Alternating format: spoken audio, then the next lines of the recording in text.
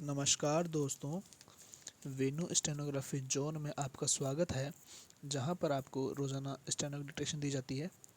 दोस्तों, NCERT dictation 90 शब्द प्रति मिनट दी जा रही थी, लेकिन काफ़ी दोस्तों के रिक्वेस्ट पे इसे 100 शब्द प्रति मिनट किया जा रहा है।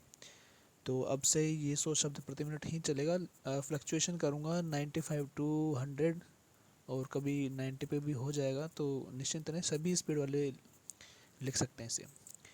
और अगर वीडियो अच्छा लगे तो इसे सब्सक्राइब करना, इसे लाइक करना और कमेंट करना और शेयर करना तो बिल्कुल भी ना भूलें। स्टार्ट।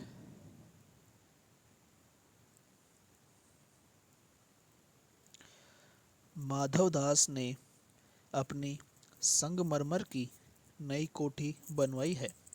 उसके सामने बहुत सुहावना बगीचा भी लगवाया है। उनको कला से बहुत प्रेम है। धन की कमी नहीं है और कोई व्यसन छू नहीं गया है। सुंदर अभिरुचि के आदमी हैं। फूल पौधे रकाबियों से होजों में लगे, फव्वारों में उछलता हुआ पानी उन्हें बहुत अच्छा लगता है। समय भी उनके पास काफ़ी है। शाम को जब दिन की गर्मी ढल जाती है और आसमान कई रंग का हो जाता है, तब कोठी के बाहर चबूतरे पर तख्त डलवाकर मसनद के सहारे वह गलीचे पर बैठते हैं और प्रकृति की छटा निहारते हैं। इनमें मानो उनके मन को तृप्ति मिलती है।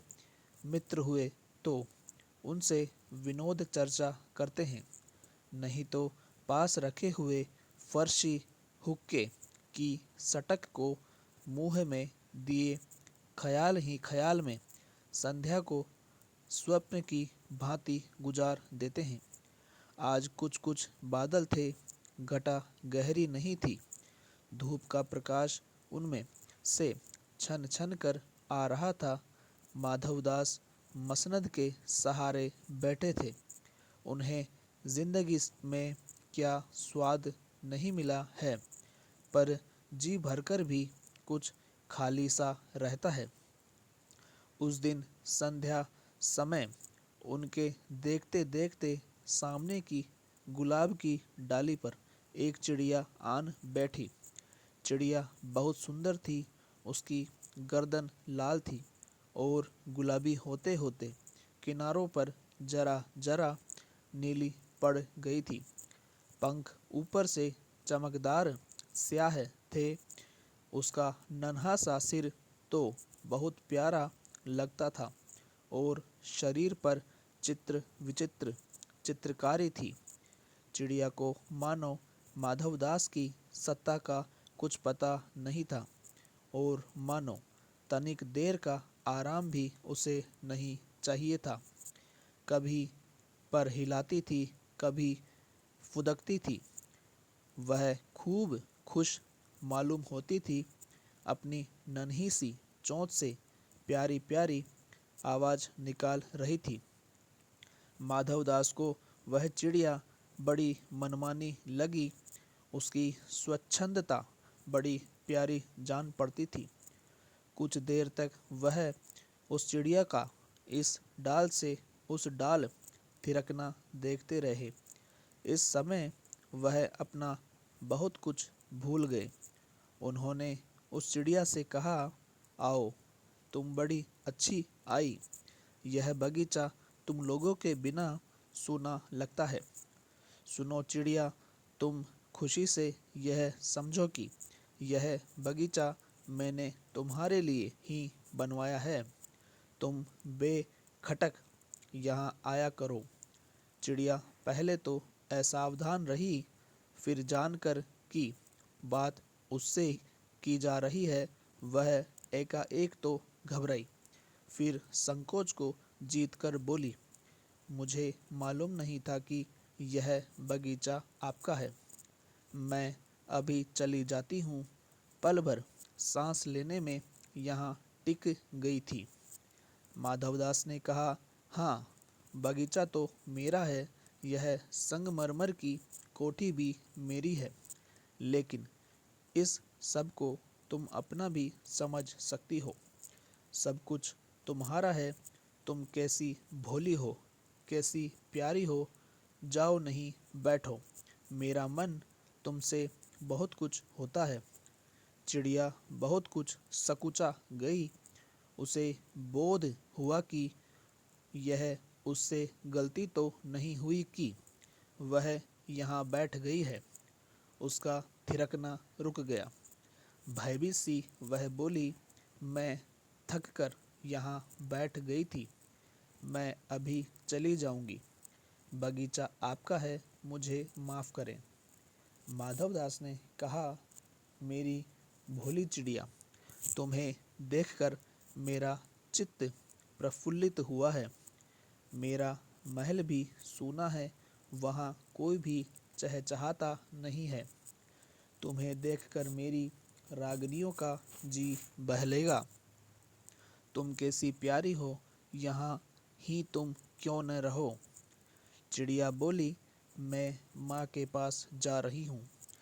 सूरज की धूप खाने और हवा से खेलने और फूलों से बात करने में जरा घर से उड़ आई थी। अब सांझ हो गई है और माँ के पास जा रही है। अभी अभी मैं चली जा रही हूँ, आप सोच न करें। माधवदास ने कहा, प्यारी चिड़िया, पगली मत बनो। देखो, तुम्हारे चारों तरफ कैसी बहार है। देखो, वह पानी खेल रहा है, उधर गुलाब हंस रहा है। भीतर महल में चलो, जाने क्या क्या न पाओगी। मेरा दिल वीरान है। वहाँ कब हंसी सुनने को मिलती है। मेरे पास बहुत सा सोना मोती है। सोने का एक बहुत सुंदर घर मैं तुम्हें बना दूंगा। मोतियों की झालर उसमें लटकेगी। तुम मुझे खुश रखना। और तुम्हें क्या चाहिए? माँ के पास बताओ क्या है। तुम यहाँ ही सुख से रहो, मेरी भोली गुड़िया। चिड़िया इन बातों से बहुत डर गई। वह बोली, मैं भटककर तनिक आराम के लिए इस डाली पर रुक गई थी। अब भूलकर भी ऐसी गलती नहीं होगी। मैं अभी यहाँ से उड़ी जा रही हूँ। तुम्हारी बातें मेरी समझ में नहीं आती है। मेरी माँ के घोंसले के बाहर बहुतेरी सुनहरी धूप बिखरती रहती है। मुझे और क्या करना है। दो दाने माँ ला देती है और जब मैं पर खोलने बाहर जाती हूँ तो माँ मेरी बाट देखती रहती है। मुझे तुम और कुछ मत समझो। मैं अपनी माँ की हूँ।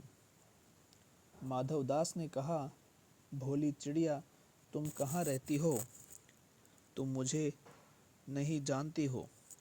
चिड़िया, मैं माँ को जानती हूँ, भाई को जानती हूँ, सूरज को और उसकी धूप को जानती हूँ, घास, पानी और फूलों को जानती हूँ। महामान्य, तुम कौन हो? मैं तुम्हें नहीं जानती। माधवदास, तुम भोली हो चिड़िया। तुमने मुझे नहीं जाना, तब तुमने कुछ नहीं जाना। मैं ही तो हूँ सेठ माधवदास। मेरे पास क्या नहीं है, जो मांगो मैं वही दे सकता हूँ। चिड़िया पर मेरी तो छोटी सी जात है, आपके पास सब कुछ है, तब मुझे जाने दीजिए। माधवदास, चिड़िया तुम नीरी अनजान है। मुझे खुश करेगी तो तुझे मालामाल कर सकता हूँ। समाप्त।